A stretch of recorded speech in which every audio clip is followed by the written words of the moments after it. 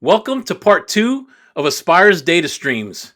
I'm Christian Chavez, Data Center Cloud Solutions Architect for Aspire, and with me is Senior Product Manager and Tech-evangelist Jon Meyer. All right, Jon, what I want to actually get into, we've talked cloud, right? We've gotten the selection of cloud, right? What selection do we want? How does it impact us? We want to look at our IT operations, right? Make sure that they're aligned with taking on cloud consumption. We also looked at buy-in, whether it's down going up to leadership or push down from leadership down to infrastructure teams and through developments. But one of the things I think that there's benefit into, and I'd mentioned this previously, was about things that could be inside of a document that you're presenting to leadership when it comes to cloud adoption, right? And a lot of that is metrics through optimization, right? And trying to understand optimization of what we currently had. You had mentioned, something that I had said is you got to clean the house, right? You got to take a look at what is driving infrastructure, which driving cloud adoption. In this case, it's the application, right? It's driving the business. So we need to make sure that those applications are actually living according to its intention, right? I've often used the analogy. I'm a car analogy guy, right? When I go like you, what? And I'm a little sidebar here. What car do you drive? I drive a Ford F-150. F-150, right? And me, I'm a Honda Civic guy, right? So when you walked into a dealership or I walked into a dealership or wherever you bought your vehicle from, right? We are ultimately the consumer of that vehicle, right? And I'm looking for something different than you are. So we end up with different cars. If not, we would all drive the same car and it wouldn't matter, right? So someone wants to go fast, someone wants luxury, somebody wants the nice color. So there's different things that are required from us as a consumer of a vehicle, right? And that's why we end up with different cars. So same is true with an application. An application needs different things, whether it's SQL backends, the performance, it's disk, maybe it's large, memory, whatever it may be.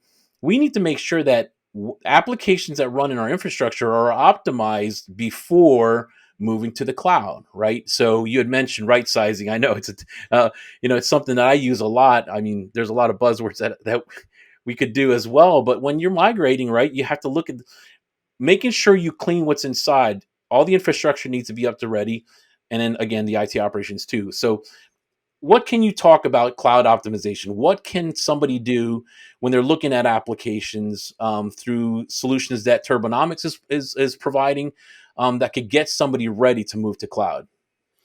I know I said with right sizing. Right sizing is actually a key component of cloud optimization, right? So you have cloud optimization, and the benefit of it is right sizing, cost, everything's kind of rolled up into it.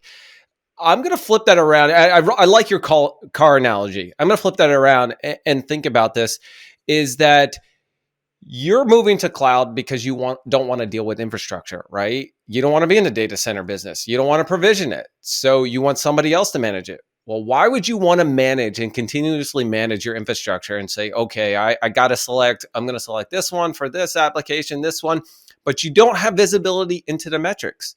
I'll tell you what, I've done a lot of performance analysis way back in the day, and I won't say how long ago, but you look at the metrics, you look at CPU, you look at memory, and you as a human try to decide what is the best optimal performance or infrastructure for this. Oh, I got to increase memory on here. Oh, this virtual machine is not doing too good. I got to move it to another t-shirt size. But not every t-shirt size fits every application. So some of the things you need to do is have the right visibility into the application. Turbonomic does that. It looks at all the CPU, the memory, the network, your I/O and storage throughput, and says, listen, I can see your application. I have visibility into all the communication and the metrics behind the scenes. You know what? You don't need to go up to this. You actually need to go down because this specific instance has a better memory type and memory throughput for you. So you have to look at it as like not one person can actually do all of this stuff and look into it. So your focus has to be on the metrics of the application and not the infrastructure itself, not trying to basically cram me into a Honda Civic, which won't fit for me because I'm a big guy. So I can't get a little tight. I want something different. I want to be able to fit room and move around. So it's really key about having that visibility into the application. Yeah, and so that's key. And I've used Turbonomic before, right? And the nice thing about the metric space is that there's historical data to that. So the longer it runs, the more honed in it gets to what your applications need at what time of the day or what day, or is it the weekend, whatever it needs to run, right? So the infrastructure actually becomes elastic, right? Or at least you can make it elastic because it's saying to you that the utilization goes up and down, right? So if you in case of a school, right, onboarding students is going to have a much higher increase in resources than when it's midterms or whatever it is, right? Or an e-commerce site that moves through Black Friday or through Christmas is going to see much more increase in resources than they would 6 months from there.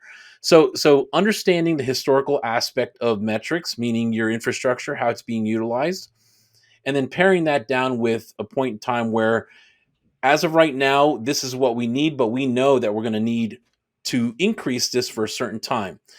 The benefits of cloud, right? So if we right size it today, understand the historical aspect of your application, when we go to right size for cloud to sort of get some cost benefit, we now have the plan on how to grow our cloud infrastructure, right? Because we are so elastic in cloud. Let's just pick on AWS for now.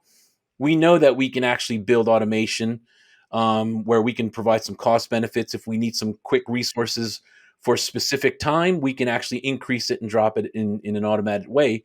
We don't have to have that running constantly like we do today, right? So, today we just more VMs, right? It's more VMs, more VMs.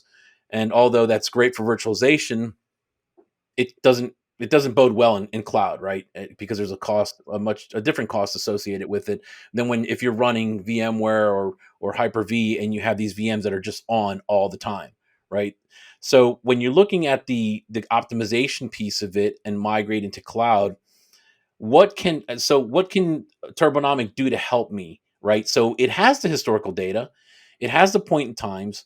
What can it do for me? How does it help me take all this through optimization and plan for cloud?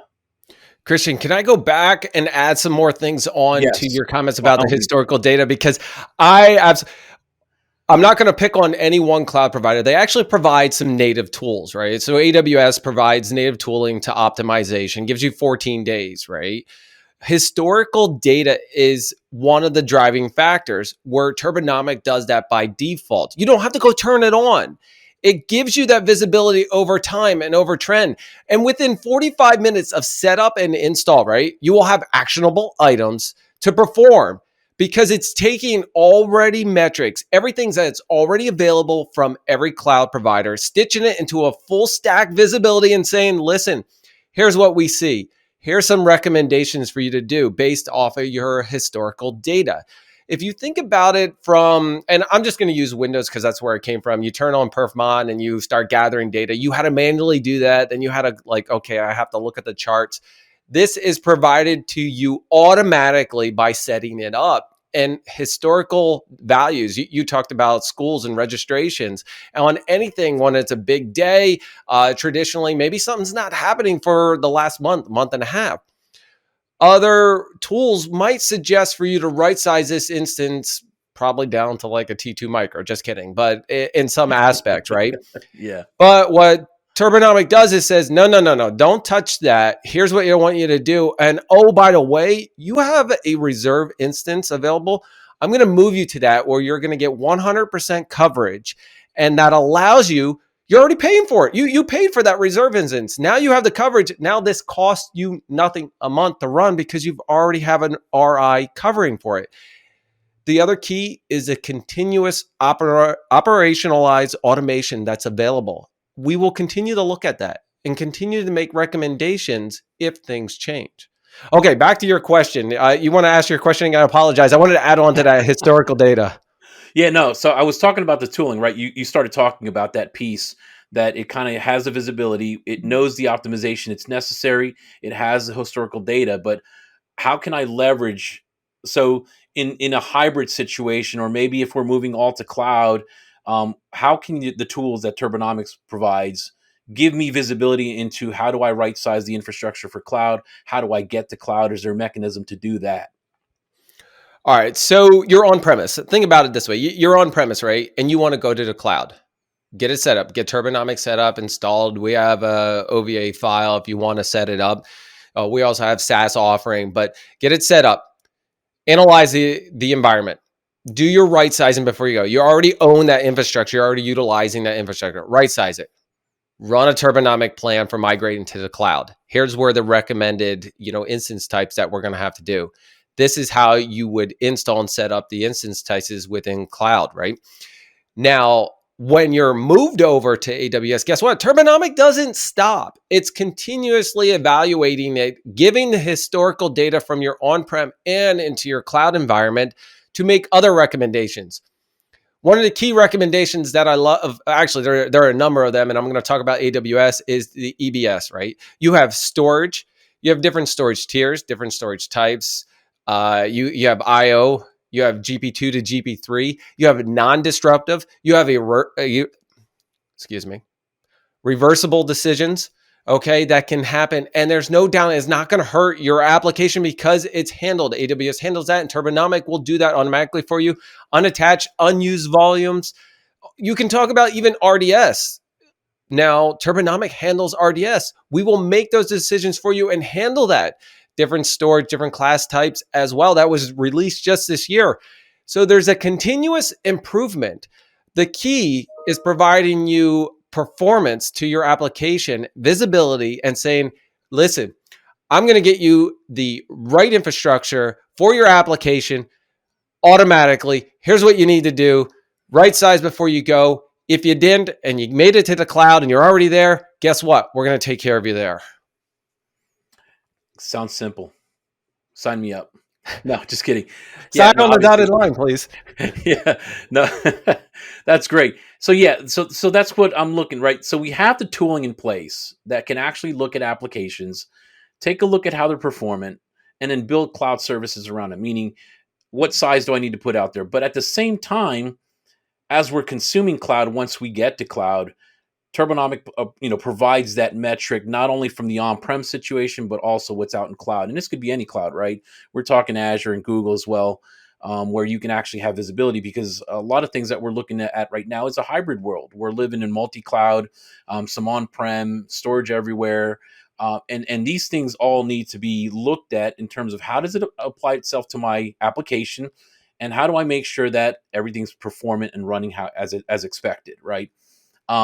And I think the value there is not only does the tool provide you that plan, right, but the right sizing aspect, but it also gets you there in an automated way. I think we're in a world where we want to get to full automation, but even when you get to full automation, we can automate some more, right? And so we want to get our IT teams to be able to think less of the infrastructure and what it needs and let it kind of like run itself, right? Be autonomous in terms of what is necessary for the applications to grow. And at the same time, they could be focused on other things that provide value in terms of dollars to the business, right? Ultimately, that's what we want to get to. But there are some pitfalls when it comes to that as well, right? Again, we have to make sure that all the processes internally, our applications are optimized in order for us to get the full automation. The automation piece, I think, is one of the biggest pieces for cost optimization inside of the cloud. How do you realize the benefits of cloud? And one of them, as I keep saying, is modernizing what you're currently doing today in your infrastructure that you already own, right? You had mentioned that. And Turbonomic helps out in that aspect, pretty big, actually. So we're moving to cloud, and we have a hybrid. Can we do this in multi-cloud if we're just cloud?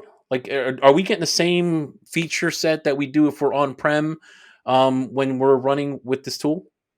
You get the same feature set cloud or on-premise. We actually just released GCP support for their compute instances. And we're looking in the future here. We have reserve instances for Azure, for AWS. We're looking for those discounts in GCP. So we're continuously growing.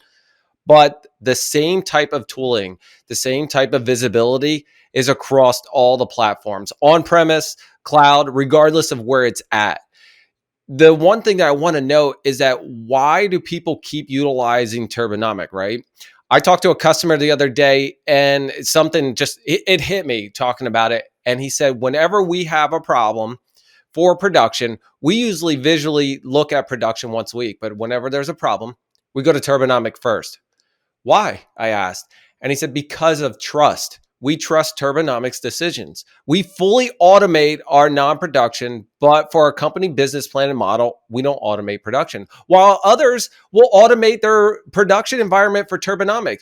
You set a schedule, you say, during this time, I'd like you to handle my production environment, and you just let it go. Why is that key? Because you trust the application. You trust Turbonomic to handle providing that infrastructure for your application. Plain and simple. You're going to get that everywhere you go, from on-premise back to all the clouds. So Turbonomic does provide an aspect of application, right? So we're visualizing the application. Obviously, it's infrastructure that we're also looking at it, because the resources being consumed, which is what Turbonomic actually takes a look at, the application itself, and understands how that's running. It's interesting you mentioned the person you were talking to. When something happens, what does that mean? What is happening, and what can we visualize when we're looking at infrastructure like that? Is it just a resource that we're seeing kick off, or is it an application that we're looking at and understanding what the problem is? I'd love to show you actually the console. I wasn't planning to set up a demo, but when you log into Turbonomic, what you see is the actual full stack. I mean, it shows a VM, and then it shows all the components that it's talking to.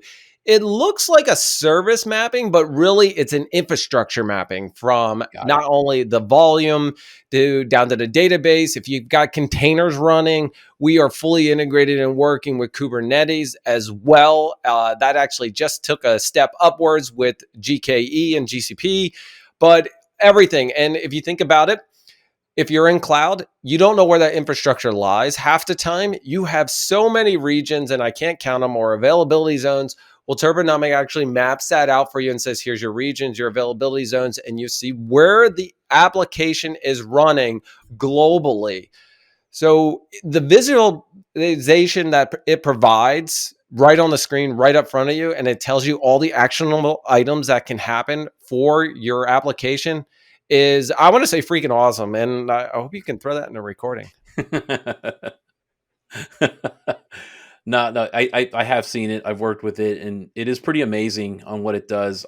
There's a planning aspect to it as well, right? So we can actually simulate, which I think is one of the key benefits that I see when looking to move to cloud. So, obviously the Turbonomics, or we can visualize our infrastructure and the necessary resources for it, but there's also a planning aspect, I think, which is key. So we have talked about, right, making sure that your house is organized. There's some housekeeping that you need to do. So once you've done that housekeeping, how do we plan, right? So there is a planning aspect that we can leverage inside of the tool that gives us visibility into what this infrastructure would look like in a hyperscaler like AWS or Azure, right? It can tell us what sizes to pick based on utilization. One of the key things that, and I'm maybe I just got to put you under the gun here for this, is if we're looking at that, right, and we planned for infrastructure, and we go ahead and put it, how do we add the additional metrics to be able to scale cloud? Meaning, if I have an application that is up and down at certain times, it's going to allow me to size it, give me a size, or actually give me a place to land. But how do I get the tool to show me that I need to increase it or add additional? In this case, obviously, if we're talking AWS, you can't increase the resource. You have to provide another instance, and then maybe load balance. But does that plan that out as well? Are you saying, does it plan out and have visibility into the application for the change? Or I'm not looking for Yeah, I what think. I'm hearing from your question is, I have to say that we do integrate with other APMs, but also there is a planning aspect that I have to mention, that Turbonomic is agentless for cloud. So when you're looking at it, you're gathering all these metrics that are already available to you by these cloud providers, putting it together and giving you that full stack visibility. I'm not sure if that answers your question. It does, yeah. I was going off on a tangent there because I just thought of it when you I've when you done had that. mentioned that. I just went off, so I thought, all right, I'm going to ask him while I got you on. Just trying to understand. again, trying to plan for cloud is going to be key, right? So when I'm having conversations in this space, when I'm looking to help plan, and we're building plans, leveraging Turbonomics in terms of right sizing, but the right sizing aspect is it won't, like, I can't plan for a database that runs a report on a Thursday, at 3 p.m. in the afternoon, right? So the additional resources needed to run that SQL server on that date, I assume, is not part of the plan.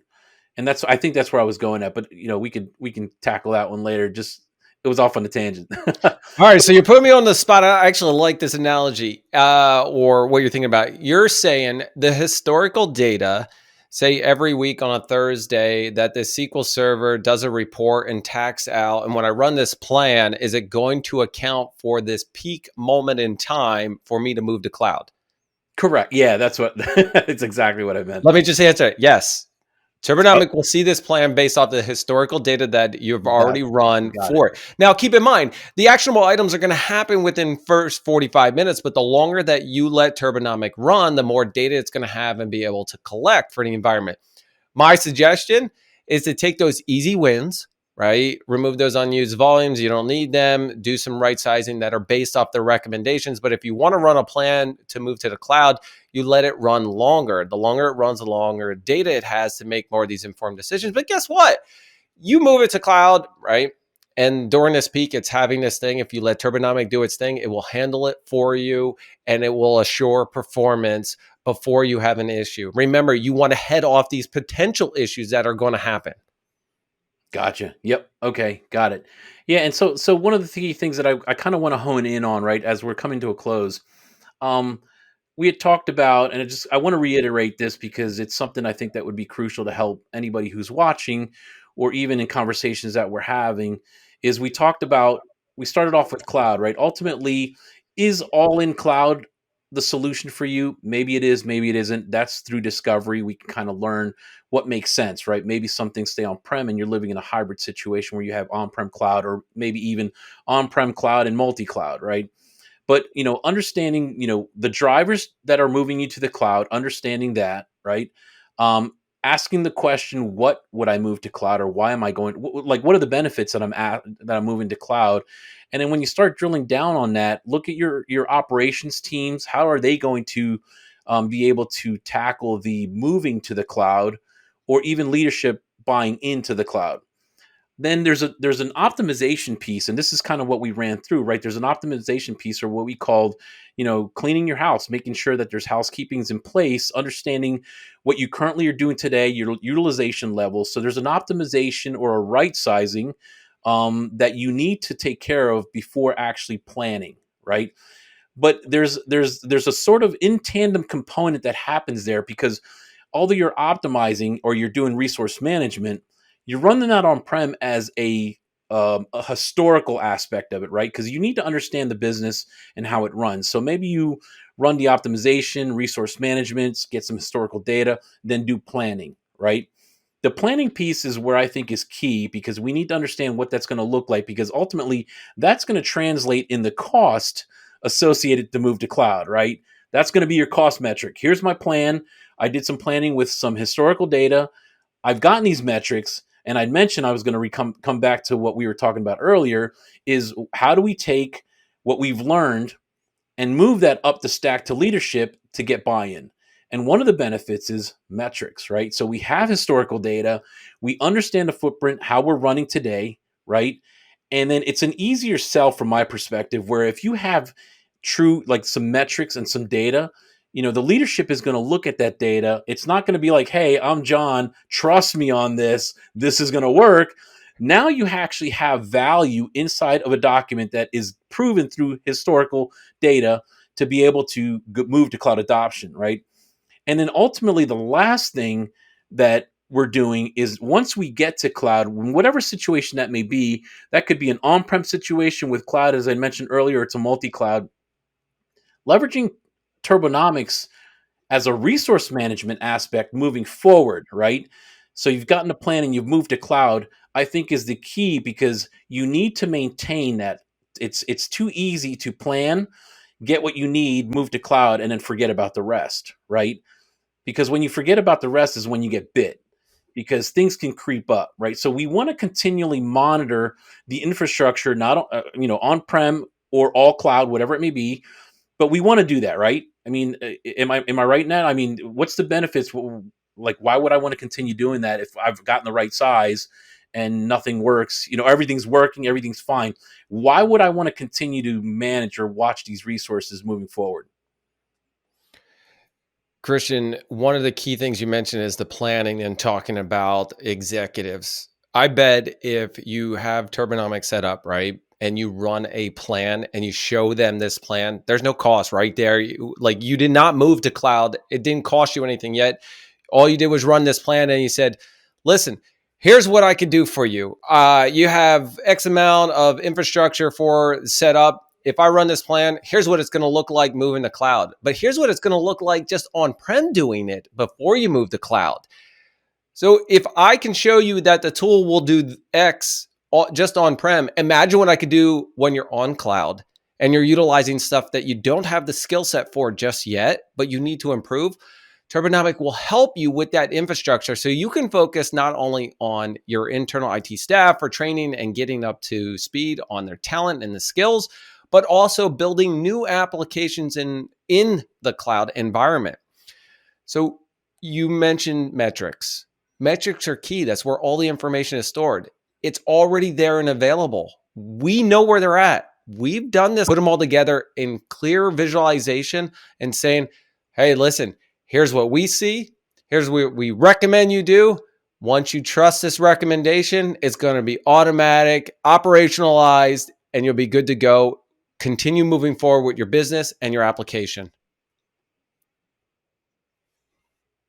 Awesome.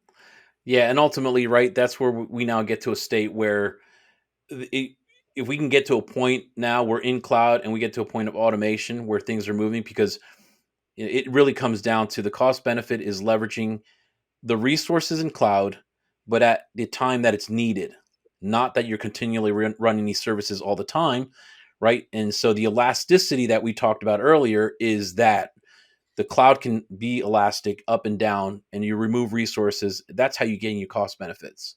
And that's key. And that's, I mean, to be quite honest, that is something that's hard to do. There's an art form to that, I think, when it comes to building infrastructure in cloud that leverages, those either on-demand VMs or, the instances that you get for like a few minutes, things like that. Just a lot of these things that we can leverage. And I think Turbonomic is a key piece to that. Understanding the application, understanding resources, and then ultimately being able to be elastic and gain the cost One of the benefits. things that I want to throw out there is, you said automation. Everybody wants to get to automation, but they're unsure. It's trust. You have to trust the application to handle your infrastructure and the resources that are needed. And trusting that will get you to the level of automation that you need. Right. Yep. Let your applications tell you what resources you need. It's funny because we go back to when we used to, work together back in the day of early days of cloud. It was trying to translate what you currently had on prem to something that was in the cloud, right? So we went from a true CPU physical to a vCPU, and you're like, what should we run here? And the answer from my was, let the application tell us, right? So you start somewhere and then let the application drive the vCPUs based on utilization and land at a place, right? Ultimately, it was kind of early in the stages of doing this. We didn't have Turbonomic back in the day to be able to do that for us. But at the end of the day, right, the applications will drive the infrastructure. Just Turbonomic actually puts that into actionable items that actually, gets you there, right? And being able to automate some of that. So awesome. But well, we're at the top of the hour here, John. I really appreciate this conversation. And talking to you, like I mentioned earlier, I wanted to get on a conversation on a video with you to be able to do this, and it was great. I appreciate your input, your insights. Always big value for me anyway, personally. So I appreciate you coming on with us. Well, Christian, I really appreciate you having me. This was fun. I'm glad we can just sit down and have a casual chat. This was definitely enjoyable. Let's do it again in the future, man. For sure. Thanks a lot. Appreciate it. Yep. Have a good one. You too. Thank you for joining us for part 2 of Aspire's Data Streams. I'm Christian Chavez, and watch out for our next episodes.